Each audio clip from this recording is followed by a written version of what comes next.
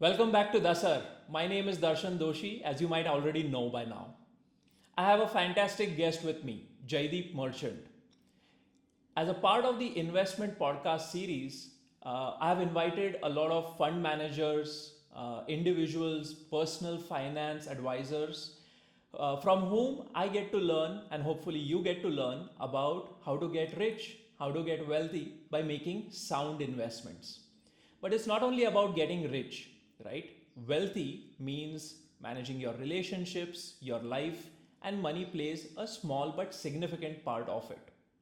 So, how do we think about investments over the next few years, over the next decade? We are in India, but as an investor, you could invest in any asset class anywhere in the world. It could be equities in India or the US, it could be cryptocurrencies, it could be real estate, it could be startups, right? So, we're going to decode this as a part of the investment series today. So let me give a quick overview of Jaideep Merchant. Jaideep is the Chief Investment Officer and Director at Janak Merchant Securities. Janak is one of the oldest portfolio management services provider in India from Pune.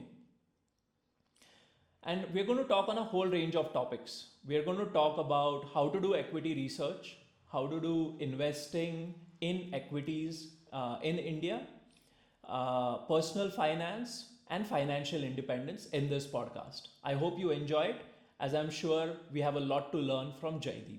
Jaideep, Janak Merchant Securities is one of the oldest portfolio management services out of Pune. Can you just share a little bit about your investment approach towards this? Yeah, so we've been around for almost 45 years now, and we are part of the city in Pune. And our business has been set up here in the mid 70s, and we had an opportunity to set up the regional stock exchange in Pune in 1983. So, as such, we are one of the first pioneers of investing in the city of Pune. Now, it's a traditional broking firm which we ran, and somewhere along the way, we felt that transaction-oriented services were not in the interests of investors.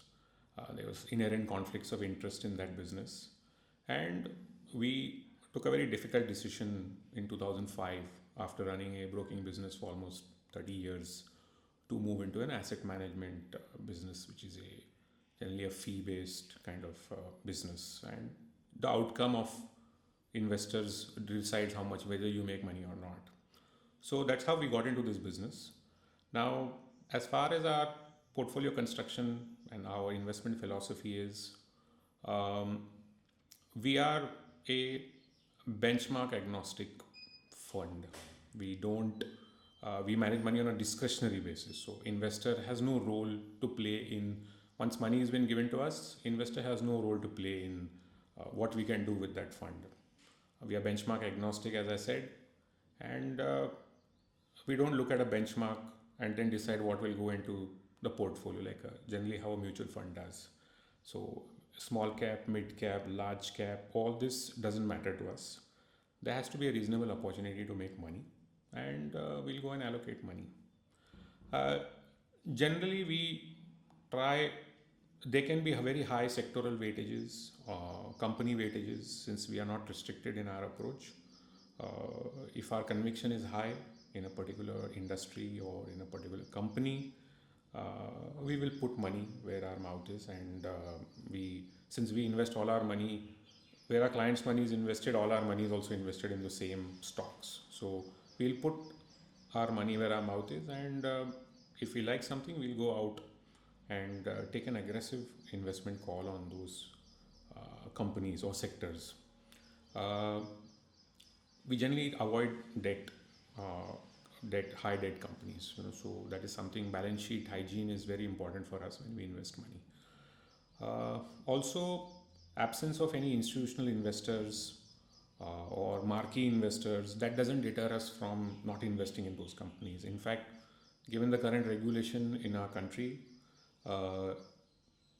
institutional investors are restricted, or large mutual funds are restricted from investing in very small companies, or they can invest but not to that extent what we can.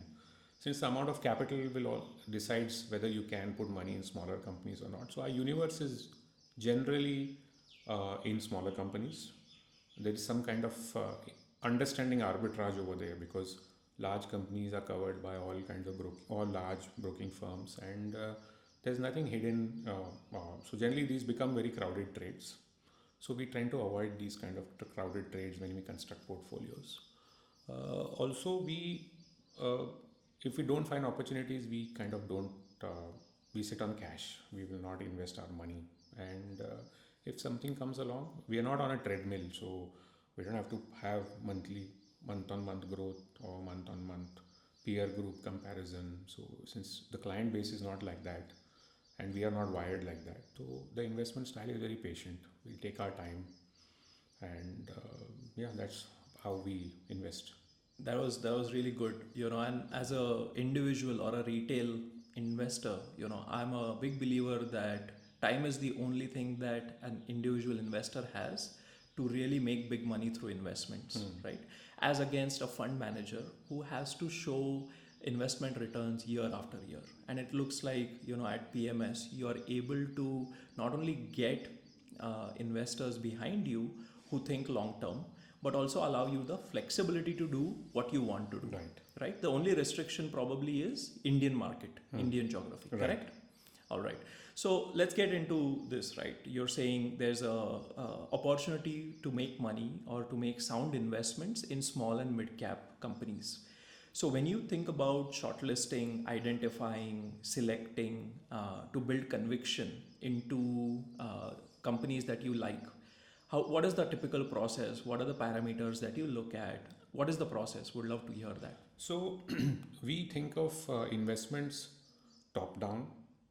Like there has to be a macro theme or some kind of change which has coming in a particular sector or particular company. So typically if I look at quantitative factors, we look at, say, the opportunity size has to be very large compared to the current market capitalization of the company. This is one of the common measures. Sales to market capitalization has to be relatively low, because small changes in margins can move profits significantly in companies which have large sales. We like to look at companies which are cyclical, because investors tend to not want to make too frequent decisions, and they categorize company in particular pockets, particular baskets. We don't do that. So if there are commodity companies, if we understand the cycle, we are in a advantageous situation vis-a-vis the other investors, because many investors ignore these companies given that their earnings are too volatile. So but that need not be true. Each cycle is different, and so this is one thing. If it's cyclical, we'll definitely take a look at it. We like under-owned sectors or companies. Typically, there may be changes in management which we look at very closely. If the top management changes, it generally leads to a cycle of change in how the company runs its business. So you can have a good business run by not so competent management. You can have good business you can have a bad business run by very competent management. So whenever there is change in promoter, or change of guard within the promoter, or change of professional management in a company, we'll definitely take a look, because the past is irrelevant when there is change. Also, regulatory arbitrage. Many businesses in India historically have made money because of regulatory arbitrage, and if there is change in regulation, or there is disruption due to, people confuse disruption with technological disruption only related to technology, but a regulatory disruption is much more. Look at GST, RERA, look at demonetization, or you look at the bankruptcy law. So these all are regulatory disruptions which are very big in our country in last 5 years. So opportunities will get thrown up because of these changes which happen in laws. So all the other things, like everybody has got the same data, everybody look at same balance sheet, operating cash flow to market, kitna conversion hai, EBITDA becomes how much cash flow. So all that is those are things which everybody looks at. Your view can't be different generally when you look at financial information, but it's the other things which more qualitative things which make those. So I'll give this uh, with some few examples. Let's say look at Bajaj Finance, very successful company. People in Pune know about it. It's one of the best performing stocks globally for the last 12, 13 years. So what, I mean, as growing up, I was always told that captive NBFC kabhi bhi paisa nahi banata hai. You know, we have seen it in very large groups where the captive NBFC always lost money through the 90s and later on also. Even now there are captive NBFCs of large groups which don't make money. So Bajaj Auto Finance was one of those captive NBFCs, and it never made too much money. It was a steady company and they used to finance two-wheelers. But what we saw was a management change over there, or a ownership change, where the promoters decided to uh, run the company. It was given to two people to run two different. Auto business was given to one promoter, and financial services was given to somebody else to reign that. Then what they did was they brought in talent. Significant heavy hitters were brought in to run the financial services business. Now, if you miss this small subtle management change, it was still Bajaj Fine, but it became from Bajaj Auto Finance to Bajaj Finance. So this could have been the first where you should have raised. It should have raised a flag. Ki there is some change happening here. Very well capitalized group has rewarded shareholders consistently over many decades. So if something has changed, you should definitely look at it. So you need not to have seen them performing. This change itself should have attracted you to look at the company. So give another example. If you look at, say, Saregama, which is one of the largest owners of music in this country, they were lost because the CDs, cassettes business was prone to piracy. So when Jio came and the cost of streaming and broadband use collapsed, data cost collapsed in this country, uh, piracy was going to go on its way out, and new sources of revenue from streaming apps and YouTube were coming in. But strangely, this company was only available they always had a great library. They are around for 60, 70 years. So it was 100 crore market cap in 2014. They had that much of cash and investments on the book. So here the the opportunity was so huge. It's the second biggest player in the nation. But people thought that film, music, all this is a business of vanity. It's not a business of money making actually. But that also changed because they inducted a very capable team to run the business. And then it's just the streaming revenues of content companies have just exploded in the last 6, 7 years, and you have seen what has happened. So change is what drives us to look at businesses. Change can come from anywhere. And yeah, so that's pretty. Last, maybe I'll give you an example. State Bank of India. Today, if you look at SBI, they've mostly all PSU banks. They've cleaned up their balance sheets significantly. In the last, substantially cleaned up the balance sheets. So if a state bank can earn a 1% ROA on its total asset book of, say, 25 lakh crores, it has got all the customers that it wants, and a 1% ROA, it is just a reversion to mean. It went from making more money to it went to making losses. So once you clean up the books, and it is not lost any market share in any business, but the difference in valuation between private sector peers and SBI was disproportionate 2-3 years ago. So these are kind of anomalies which investors should capitalize. You look at the entire public sector unit companies, government, they have all the corporate action possible. They do dividend, they do buyback, they're demerging their land banks, there's a potential divestment. So the food is in front of you, there's spoon, but you investors saying no, I don't want to eat this. So we are ignoring, because sometimes investing becomes a religion कि ये नहीं कर सकते. So there should be no religion in investing. You have to be very flexible, and you have to change. And I think that's how we manage money, and that's what our philosophy is. Super. That was a really incredible insight, and thanks a lot for sharing those examples, Jaideep. Just talking on NBFCs, NBFCs have been under a lot of stress recently. Would love to get your views on this sector.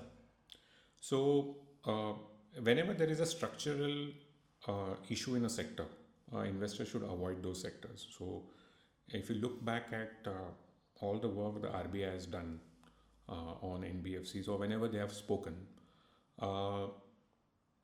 NBFCs, unlike banks, they are a big regulatory arbitrage. So they have structural risk. They don't have liquidity buffers. They don't have CRR. They don't have SLR. Today, a bank has to keep almost 25 to 30% of the money as liquid. NBFCs don't have to do that.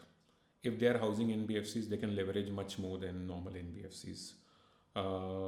So what it requires is, and in 2017, every promoter who wanted to diversify, or every top management in a large bank thought that they can raise money, start an NBFC and raise a loan book. And there was a textbook के 3 times book value में बिक जाएगा 2 साल में, we'll get some big investor to come in and buy this. So it just requires one crisis. So ILFS was the bubble, the pin which pricked the bubble. And I think then of course the mutual fund, large mutual fund had to stop redemptions because of liquidity pressures. D1 housing happened. So these brought a crisis, will bring risks in a sector to the front. And then of course these risks were always there actually. It was not that they were not there. It's just that if I apply the same rule, so this is there in many tech companies also now. If I apply the same rule which is there in the normal world to this company, the business model may not work, or that be that profitable. So in case of NBFCs, if you have seen leverage, the loan books, the funding just dried up because they all had asset liability mismatches. And since the tap of rollover of debt stopped happening and banks didn't give them money, mutual funds couldn't give them money because investors started asking ki, this is a risky thing. So I think the ability of NBFCs to leverage like the past, like 6-7 times of their their net worth, I think that's a history. NBFCs are very relevant, of course, because of they are able to go where banks are not there.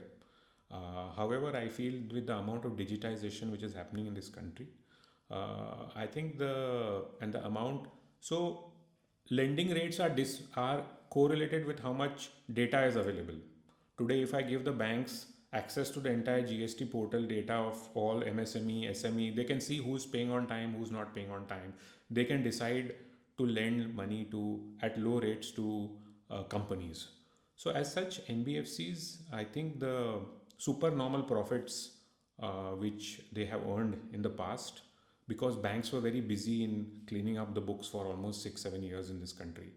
And now that banks are recapitalized well, I think a lot of the good borrowers will get access to funding from banks.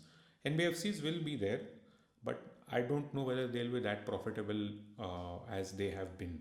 Also, some of the very large NBFCs, I think the unsecured part of the lending will not be looked at favorably by lenders or by investors. So, of course, now lines are blurring between fintechs, NBFCs, and so earlier NBFCs had only lenders. Now non-bank investments in the stock market, you can have asset management companies, you have life insurance, non-life insurance.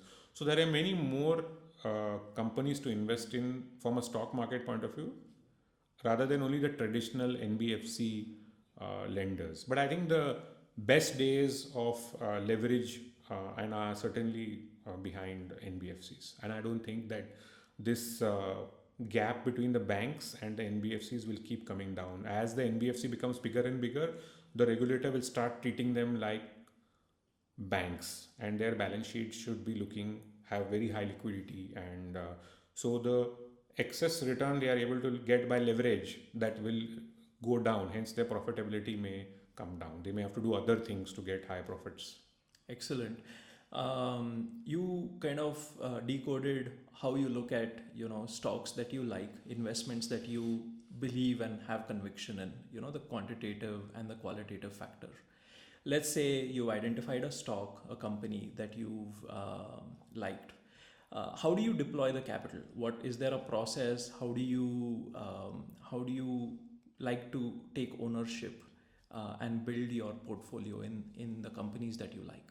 A lot depends on in what condition the markets are. If markets or the stock is very attractively priced, of course you've decided say a 5% allocation, you may do it at one go. But rarely that happens because you build a conviction gradually in a company and a business. So you may start with a 2% allocation, unless it's a very large company, in which case you don't require that much time to build. There's enough data available for you to build up a position just at the start.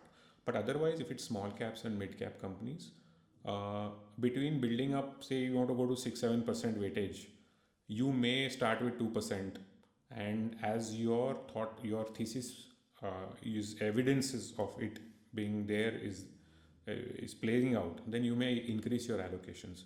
So we don't in small mid cap companies, we don't start with day one just put in suppose 5-6%. We won't start with 5-6% to go off. So we'll do it gradually, and we may buy higher. Okay. So there is a pyramiding which happens when we buy smaller companies most of the times, unless you have a crisis in the market and there is a sale going on, in which case we will be very aggressive. Also, it's very important that we've had this in the past, we've experienced this in the past a few times, where you have a weightage in a stock of say 5%, and you, because of the market price having gone up, it may become 20% of your portfolio. In that case, the stock owns you, you don't own the stock.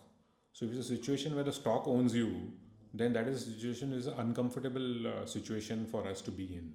So it does call for reducing weightage or selling part of the holdings in that company. We may keep it for some time, but when you get up in the morning, when you're sleeping in the night, you're just thinking, so now no longer you are owner of the stock. Okay, so weightage is so important because it's more important than which stock you're going to buy. So if you buy the correct weightage, appropriate weightage in a successful stock, the outcome is positive. If you buy a too small weightage in a stock idea which has done well, the outcome is not positive. Similarly, if you buy a too small weightage in an idea which didn't do well, which is also a favorable outcome, you didn't put too much money. So to buy the right weightage and have a successful outcome, that is the endeavor which you should have. So weightage more important than which company you're buying. So on that point, right, how many bucket of stocks, right, your portfolio should be how much? 15 stocks, 20 stocks, you read Peter Lynch and he's done thousands of stocks, but that is because he was managing a fund of a certain size which was growing. But if you read some of the most popular books, they'd say, just do index investing, the psychology of money, Morgan Housel saying that. And on the other hand, you have saying, no, you should look at, picking between 10 to 20 stocks and create your portfolio from there.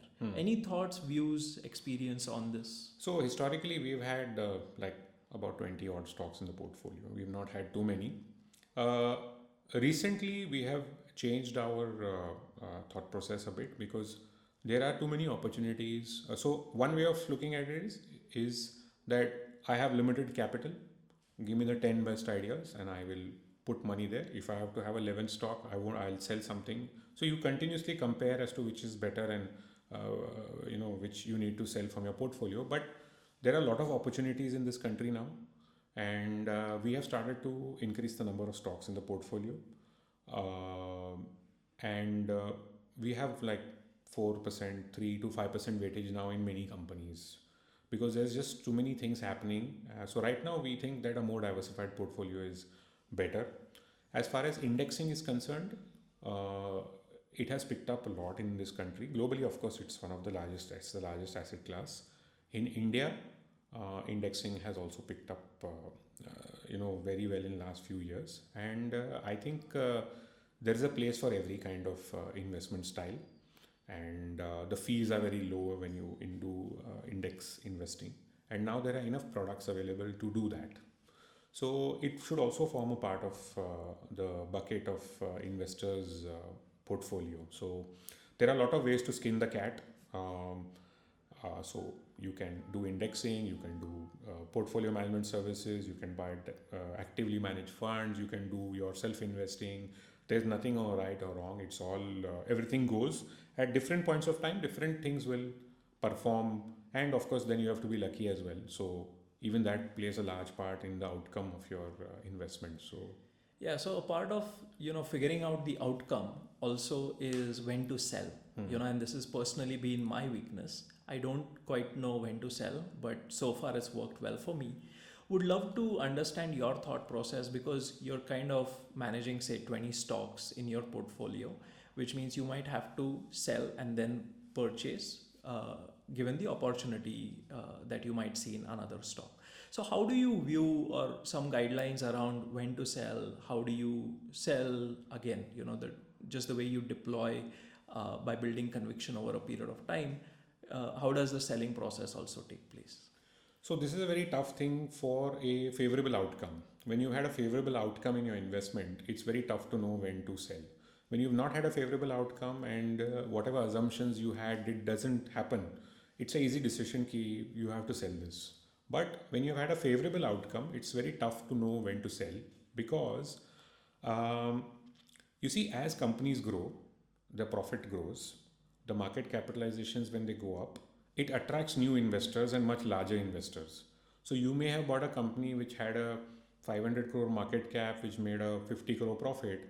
But if it makes a 500 crore profit and it's a 10,000 crore market cap, then you will have different kind of investors with larger wallet sizes coming in.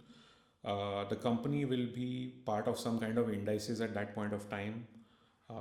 There will be a material change in the valuation of how the investors look at this company, and you need to adjust for those kind of things. So if you just put your traditional valuation parameter which you did when you bought the stock, it might not, because hardly companies make 500 crore. How many companies make 500 crore profit in the Indian market, net profit? So at that point, it becomes a very investable company for large investors. You may find that as the profits grow, it may come in some large indice. Once that happens, then even your allocation money, which ETFs and all have to do, that also comes in, and it can drive the valuation. So I think you should be very patient if the company from very small has become very investable. So that is one. Second, people look at there is a phase of growth over 10-20 years in a company. So you may find that valuations now, say a company has grown, say you put it in 5-year buckets, say 2000, 7 to 12, 2012 to 17, 2017 to 22 growth rate in profits. You may find that towards the end of this phase, if company had very high growth rate for 10 years, you may find that in the last few years, the growth rates might be quite low compared to what they were when you entered the stock, and the valuation, all the gains in the profits have come from the valuation gains, because of either it has become a fanciful stock in the market or it has become a large company. So at that point of time, if you, I think it's that time to time seriously take a look and whether you should be selling your stock. So that is the second time. The third case where there is a very audacious capital allocation decision which the company makes, or the large investment which they are looking to do, where it clouds a lot of, you are not really sure, it's a binary outcome. So at that point of time, you don't know what is going to happen. So if there is a large capital allocation decision which you don't tend to agree with it, you may be wrong. But at that point of time, you need to jump ship and say that I don't know what is going to happen. And whatever last 10 saal mein hua hai, I think that that's not relevant, because this is a much bigger thing. So that is an easier decision to take. So when you're unsuccessful in your thesis, it's an easy decision. It's when your thesis has worked, that's the toughest time to know when to sell the share. And we have seldom been correct with that. So it's a work in progress or learning for us even today. What is your outlook over the next 10 years as an investor? So, I mean, I'm not an economist, but I'll try and so if I look at how way business is conducted in this country, if you look at the amount of knockout punches which have been thrown in the last few years, I mean, it started with diesel price deregulation. Then you had demonetization, you had RERA, you had GST. The entire subsidy disbursement mechanism in this country has gone through DBT. You had collapsing data tariffs in this nation. And to top it all, there was a bankruptcy law. The mining laws have changed. You can't borrow money from a bank and now you lose your business. So हम देख लेंगे क्या होगा bank को, मतलब it's not a bank's problem now. You lose your very good business which you set up over for say 50 years in this country, and we've seen large auctions of in core industries where in steel, power, where the assets have changed hands. This purely because from a wild west we are becoming a more I would say organized and a structured economy. This, I think, is in the new generation of entrepreneurs which are coming. They will not know any other way of doing business because the other way of doing business is very costly. So if you take a risk, which is a survival risk, you can be out. Then now in India, people shouldn't do that. The regulation is stringent. Now COVID is a crisis which has put a nail in the coffin of people, businesses which were undercapitalized. So in India, businesses have traditionally not had equity. They have always relied on very high cost of borrowing either from the private market or from banks. Undercapitalization of a business or having no liquidity, that has been exposed in the last due to changes in laws or changes in by nature by doing COVID, in case of COVID. So I think this is the biggest change. And I'll give you an example of the broking business, which we were part of. After the Harshad scam, when SEBI came in 92, brokers used to say, what is SEBI? We can elect even Prime Minister of, there was a belief, we can elect Prime Minister of this country, So, but now look at after 25 years of SEBI being there and how the stock market has evolved. So when you bring a change in 92, look at the seamless way. There is hardly any transaction cost. There is no ownership issues. I remember carrying, the car dicky full of certificates, some of them turning to be fake, when I was a kid. That is all gone now. There's screen-based trading, there's trading on your phone, there's no charge of the transaction costs hardly. You can't make money now by any regulatory loophole in the stock market. It's all gone. But it took so many years. Right. But it started with one change, bringing a regulator in a industry in which large amount of savings of investors was there. So that has happened in RERA. Most of the regulatory authority which is there, it's like, हाँ ठीक है RERA है, क्या होगा, क्या we have to just register. But yeah, that is now. Over the next decade, you will see a large part of Indian people's saving goes in real estate, and there was no regulator. Similarly, look at the jewelry sector. Hallmarking is compulsory. So now you can't shortchange on quality of your jewelry. Now the jeweler has to say, I have so much square feet retail space, I have these designs, I sell online.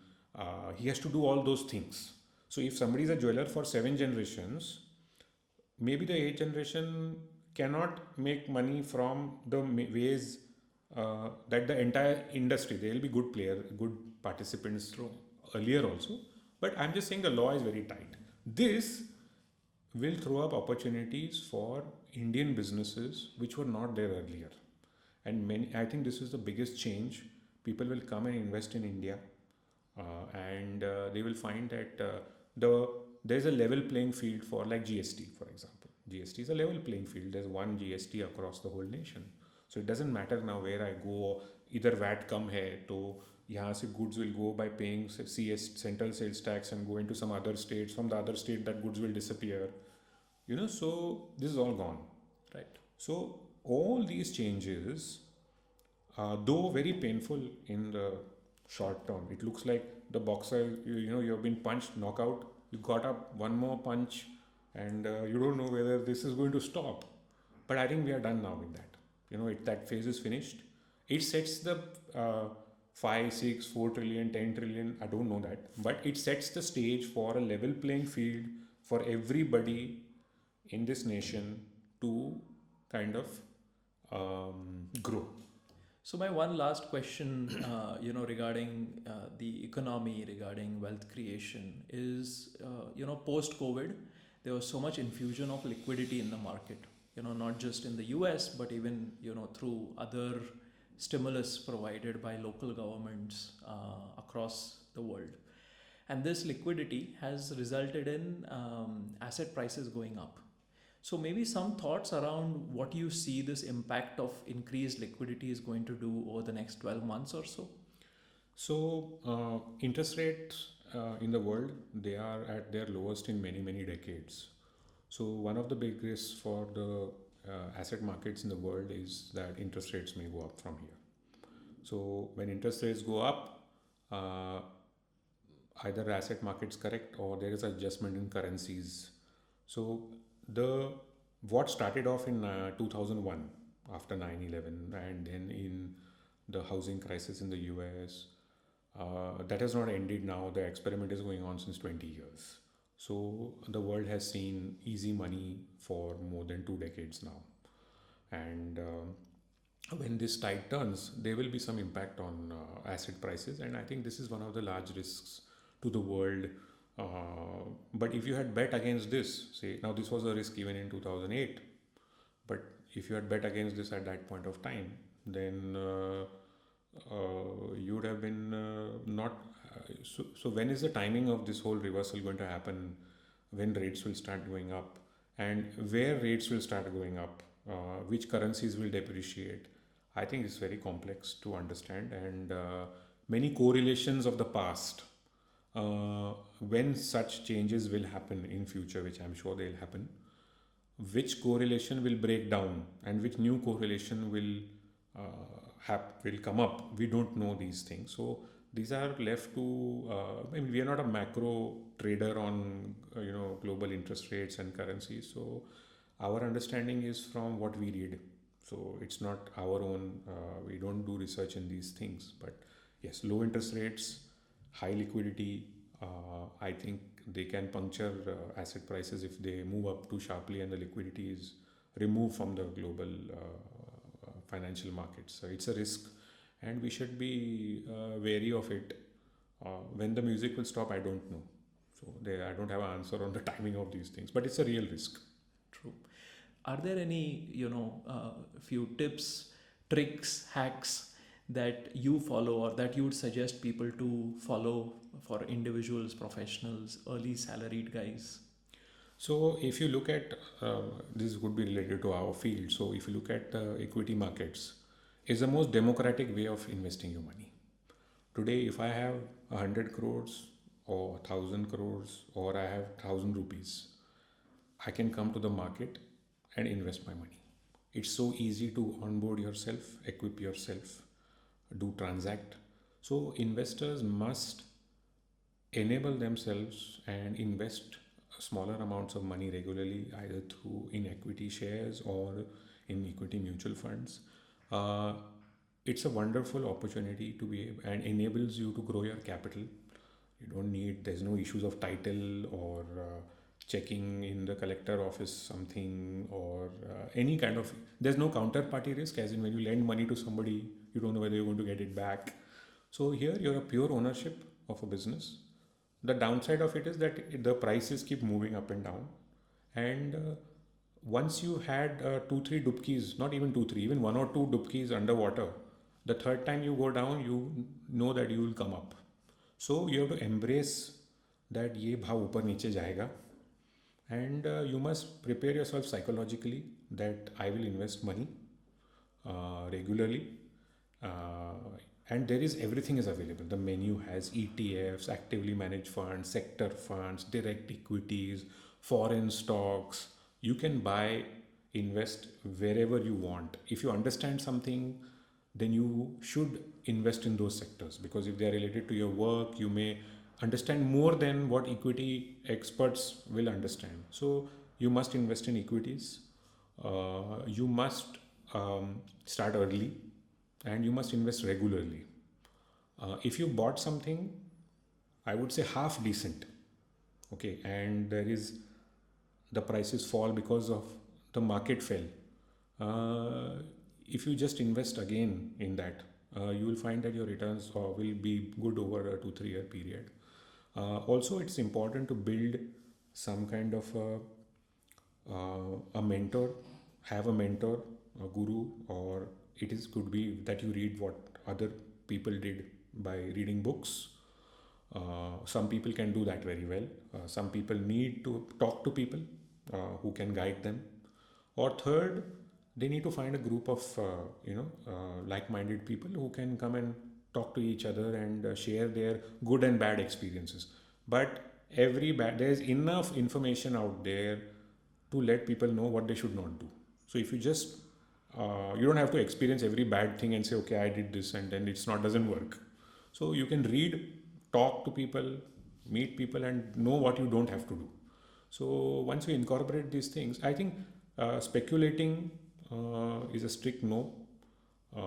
This speculating, day trading, all these things are zero-sum games. I think you get some, you lose some. So at the end of the day, there's a lot of activity, and you don't make much money. So this has been an absolutely phenomenal podcast, Jaideep. Thanks a lot for spending so much time with us. Hopefully we are able to again connect with you with a certain group of DASAR Club members in a private conversation. I hope you found this useful. This has been an insightful podcast as a part of the investment podcast series brought to you by DASAR. Stay tuned. You can listen to this podcast on Apple Podcast, Google Podcast, Spotify, TuneIn, or Stitcher. A personal recommendation is put the playback speed at 1.5x. I personally find it really good to listen at 1.5x. Or you can watch this podcast on our YouTube channel.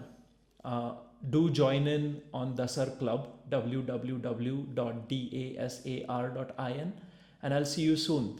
Thanks again, Jaideep. Thank you very much.